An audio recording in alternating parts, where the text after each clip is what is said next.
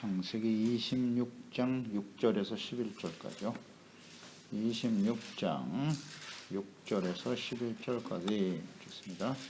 이삭이 그랄에 거주하였더니 그곳 사람들이 그의 아내에 대하여 물으매 그가 말하기를 그는 내 누이라 하였으니 리브가는 보기에 아리따움으로 그곳 백성이 리브가로 말미암아 자기를 죽일까 하여 그는 내 아내라 하기를 두려워함이었더라.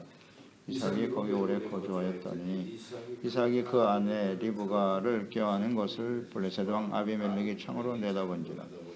이에 아비멜렉이 이삭을 불러 이르되 그 분명히 내 아내거늘 어찌 내 누이라 하였느냐. 이삭이 그에게 대답하되 내 생각에 그로 말미암아 내가 죽게 될까 두려워하였음이로다. 아비멜렉이 이르되 내가 어찌 우리에게 이렇게 행하였느냐. 백성 중 하나가 내 아내와 동침할 뻔하였도다. 내가 죄를 우리에게 입혔으리라. 아비멜렉이 이에 모든 왕에게 명하여 이르되 이 사람이 나 그의 아내를 범하는 자는 죽이리라 하였더라. 아멘. 답습되는 불신앙의 속성. 아브라함과 같이 이삭도 흉년을 만나 애굽으로 내려가려고 했어요. 그때 하나님이 나타나셨죠. 그리고 말씀하셨습니다. 그러니까 하나님의 백성들에게 다가오는 이런 시련과 환난은 다 운하프로의 바입니다. 애굽으로 내려가지 말라 명령을 내리셨는데요. 그래서 비록 흉년이 찾아와도 하나님께서 주신 언약의 땅 거길 떠나지 말고 하나님을 믿고 의지하라고 하는 것이죠. 그분의 보호하심 속에서 살아갈 것을 명하셨다. 이런 흉년, 기근, 위기와 시련을 만나게 하시는 목적은 무엇인고? 하나님과 그분의 말씀, 명령, 이것을 순종하는가의 여부를 테스트하시는 거다.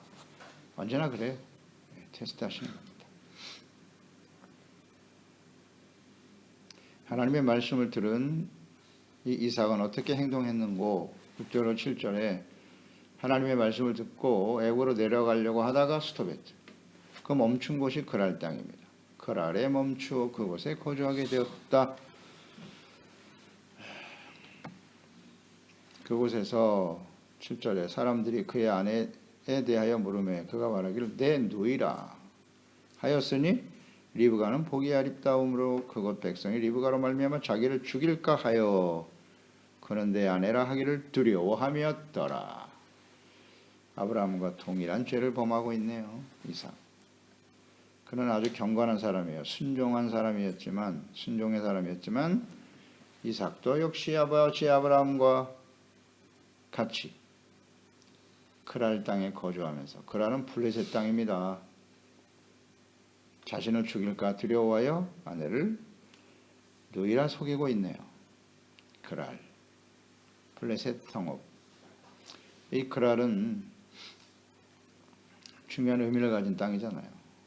아비멜렉에 의해 통치될 때 아브라함도 이 그랄 땅에 거주하면서 거기서 아브라함의 아내 사라를 아비멜렉이 아주 시집 보냈잖아요.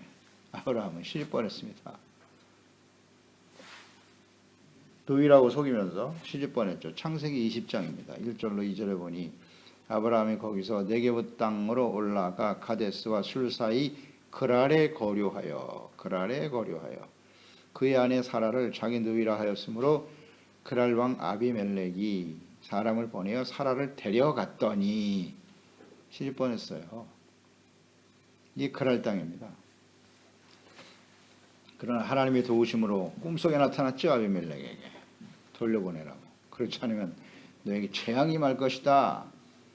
그래서 모든 여자들의 태를 닫아버리셨잖아요. 하나님. 두려워하여 사라를 돌려보내고 하나님의 후대하여 많은 선물도 주고 이 땅에 안전하게 거하라. 이런 일이 있었잖아요. 그랄 땅. 그래서 8절에 이삭이 거기 오래 거주하였더니 이삭이 그의 아내 리브가를 껴안는 것을 블레셋 왕 아비멜렉이 보았다. 이삭을 불러 이르되 분명히 내 아내건을 어째 누이라 하느냐. 책망을 듣고 있지 않습니까? 그럴 때 그로 말미암아 내가 죽게 될까 두려워하였음이니라. 보세요. 이삭. 부전자전 이삭도 아브라함과 똑같이 그곳에서 같은 죄를 짓게 되네요. 일로 인해서 아비멜렉, 이방인 아비멜렉에게 크게 책망을 들었어요. 믿음의 조상, 하나님의 구원의 원약을 이어가야 할 이삭이 말입니다. 아브라함도 그렇고 믿음의 조상인 아브라함과 이삭도 동일한 죄에 빠지고 말았네요. 자신의 생명을 지키기 위해서 아내를 누이라고 속였다. 이 모습은 아브라함은 두 번이나 애굽에서도 그랬고 이 그랄 땅에서도 그랬고 두 번이나 범죄했어요. 근데 이삭도 그대로 답습하고 있네요. 여기서 우리가 깨닫는 바는 무엇입니까? 하나님께 대한 믿음이 사라지면 이렇게 거짓말을 하게 되고 사람이나 혹은 환경, 상황에 따라서 두려워하게 된다는 거예요. 두려워하게. 이런 상황을 만나면 소중한 아내도 거짓으로 속이고 자기부터 살고 보자는 거예요. 이게 인간의 이기적인 욕망이고 비겁한 모습이죠. 여기서 중요한 핵심은 두려움이에요. 왜 이삭이 이런 어이없는 거짓과 불신앙의 죄악을 행하게 되는 걸까요? 그 원인은 뭐다? 내가 죽게 될까 두려워하였음이라. 죽을까 두려워했다는 거예요. 여기서 핵심은 두려움이에요. 두려움은 불신앙이고 두려움 자체가 죄입니다. 근데 이건 당해보지 않은 사람은 몰라요. 이거 우리가 얘기해. 그래서 이런 상황에서 어찌 이런 행동을 할까 싶은데요. 이 상황에 닥치면 대부분 여기다 걸려요. 걸립니다. 잠언서 29장 25절에 사람을 두려워하면 올무에 걸리게 되거니와 여호와를 의지하는 자는 안전하리라. 참 진리의 말씀입니다. 사람을 두려워하면 올무에 걸려요. 딱 걸렸네요. 여기. 그러니까 이 성경 말씀은 진리라는 건 뭐예요? 모든 시대에 모든 사람들에게 적용이 된다는 겁니다. 이게 특별한 일이 아니에요. 일반적으로 일어날 수 있는 일이라고요. 우리에게는 이런 일이 일어나지 않을까요? 마찬가지예요. 두려워하면 죄악의 올무에 걸리게 되는 거고 사람을 두려워하면 안 된다는 거예요. 하나님을 두려워해야지. 근데 우리가 그런 상황에 들어가 보세요. 쉽지 않죠. 그러니까 오늘날은 이 시대와는 조금 달라요. 다른 것이 뭐냐면 하나님의 아들 예수 그리스도의 구속의 은혜가 임했고 또 보혜사 성령을 우리에게 보내주시거든요. 이 약간 차이는 있죠. 성령님께서 우리 가운데 임하실 때 그 모든 것을 이길 수 있는 능력과 믿음을 주시니까 이런 걸 우리가 생각하십니다만은 끊임없이 하나님과의 교제 또 성령님의 인도하심을 받지 못하면 대부분 여기에다 걸립니다. 걸려요. 두려워하게 된다. 믿음의 조상 아닙니까? 이들은 직접 하나님을 만난 사람들이에요. 하나님 음성을 직접 들었습니다. 살아계신 하나님의 음성을. 그리고 하나님과 끊임없이 교제했던 사람들이잖아요. 그렇죠? 직접 들었어요. 하나님의 음성. 근데도 이렇게 두려워하는데.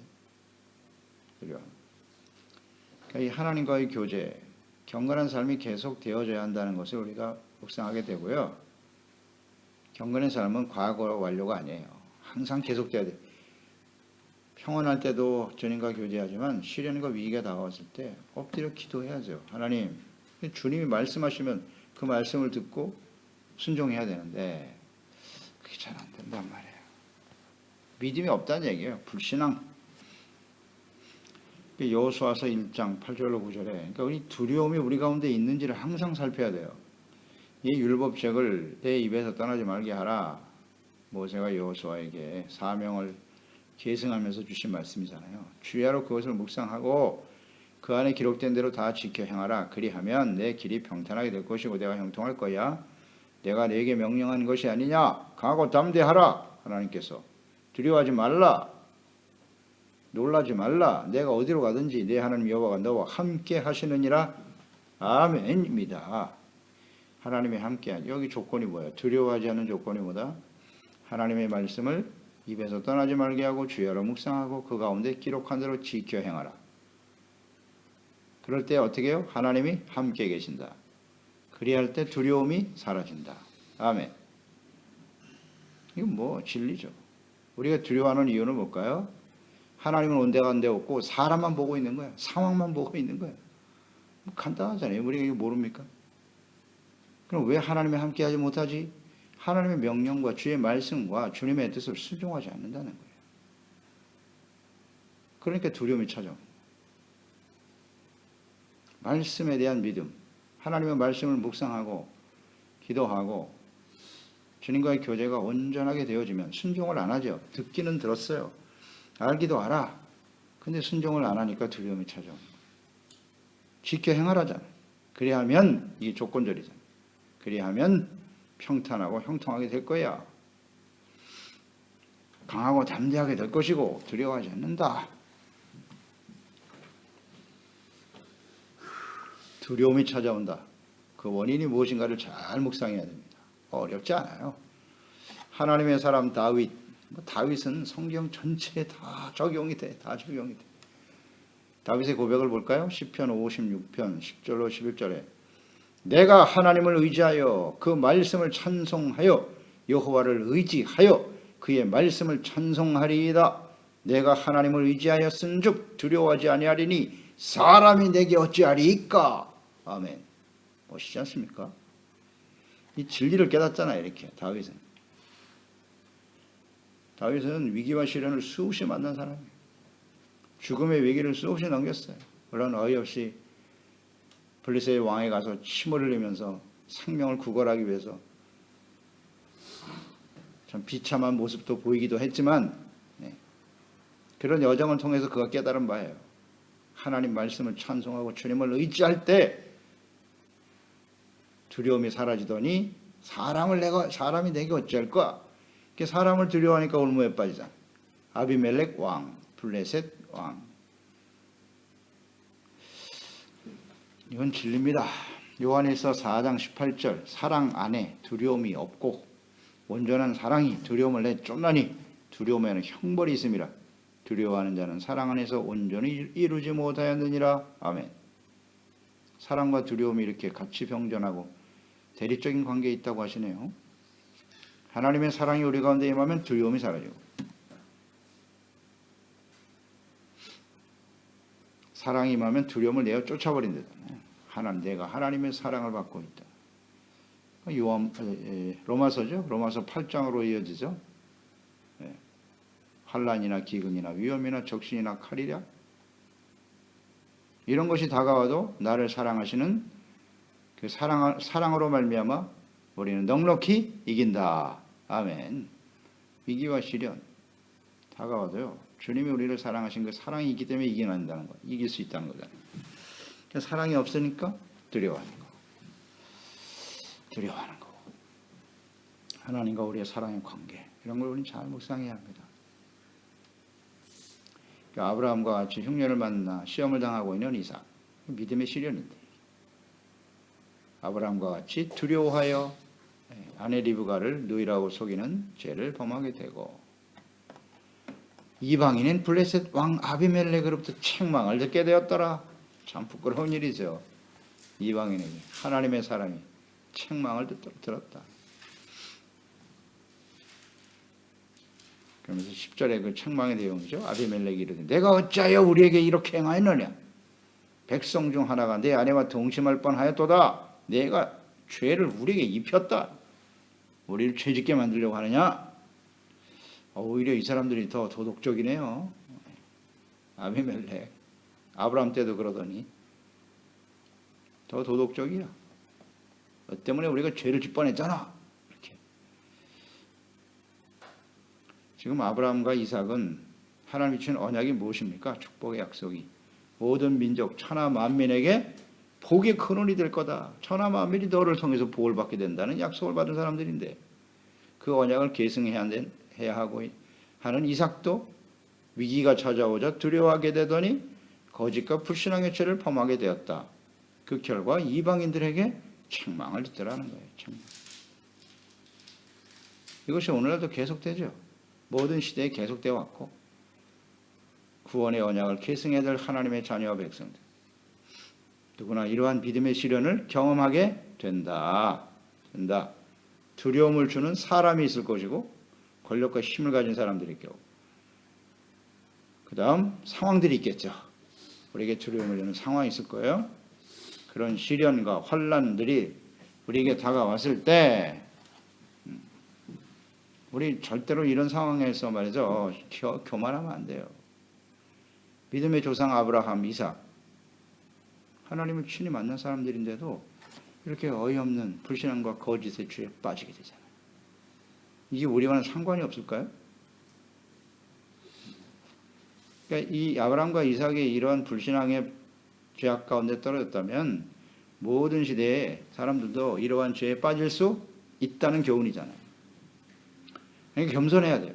이런 상황이 다가오면 겸손해야 되고 하나님을 믿고 의지해야 되겠구나 하는 교훈을 얻게 되는 겁니다. 교만하면 안 돼요. 갈라디아서 6장 1절 말씀 묵상해야 되는데요. 형제들아 사람이 만일 무슨 범죄한 일이 드러나거든 신령한 너희는 온유한 심령으로 그러한 자들을 바로잡고 너 자신을 살펴라. 살펴보아 너도 시험을 받을까 두려워하라. 나도 그와 같은 죄를 범할까 두려워하라는 거예요. 정죄하고 비난하지 말고 겸손하게 인정하고. 그래서 요한일서 4장 18절로 이어지는 거예요. 사랑 안에 두려움이 없다고 그랬는데 온전한 사랑이 이 두려움을 내쫓는다 그랬어요. 하나님의 사랑 안에 거하라 그랬거든요. 그러니까 주님의 사랑 안에 거할 때 두려움이 사라지면서 이런 위기와 시련에서 우리가 이길 수 있다는 얘기인데요. 주님의 사랑 안에 거한다는 건 무슨 뜻일까요? 네. 우리가 여호수아 1장 8절에서 보았듯이 하나님의 말씀을 가까이 하고 주야로 묵상하고 그 가운데로 지켜 행하라는 거예요. 그게 주님의 사랑 안에 거하는 것이라고 요한복음 14장 21절에 나의 계명을 지키는 자라야 나를 사랑하는 자니 나를 사랑하는 자는 내 아버지께 사랑을 받을 것이요 나도 그를 사랑하여 그에게 나를 나타내리라. 아멘. 계명을 지키는 겁니다. 주야로 묵상하고 그 가운데 기록된 대로 지켜 행하라. 그러니까 요한복음 14장 말씀과 여호수아 1장 8절 말씀이 서로 통하잖아요. 하나님의 뜻이 같잖아요. 같아요. 요한복음 15장 10절에도 이어지죠. 내가 아버지의 계명을 지켜 그의 사랑 안에 거하는 것 같이 너희도 내 계명을 지키면 내 사랑 안에 거하리라. 아멘. 주님의 계명은 무엇이겠어요? 내가 너희를 사랑한 것 같이 너희가 서로 사랑하라. 이 사랑 안에서 주님의 말씀을 지켜 순종할 때 우리는 담대함을 얻게 돼요. 두려워하지 않게 돼요. 하나님이 나를 나타내리라 하셨으니까. 함께 계시는 거죠. 이게 핵심이에요. 주님의 계명을 지켜 주님의 사랑 안에 거하는 자들이 하나님과 함께한다. 안에 거한다는 건 하나님과 함께하는 삶이겠죠. 동행하는 것.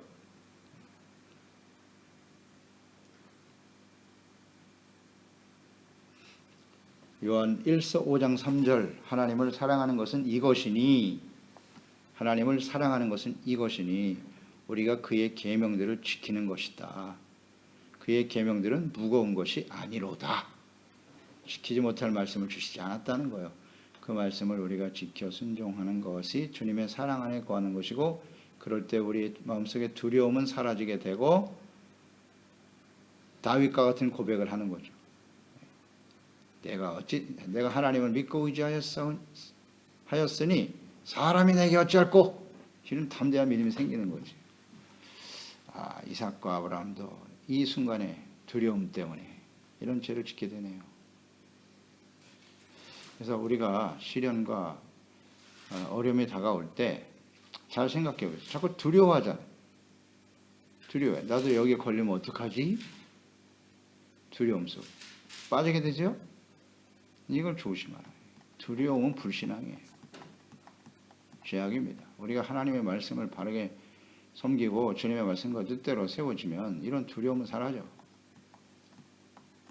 요즘 온 세상이 두려움으로 가득하지 않습니까?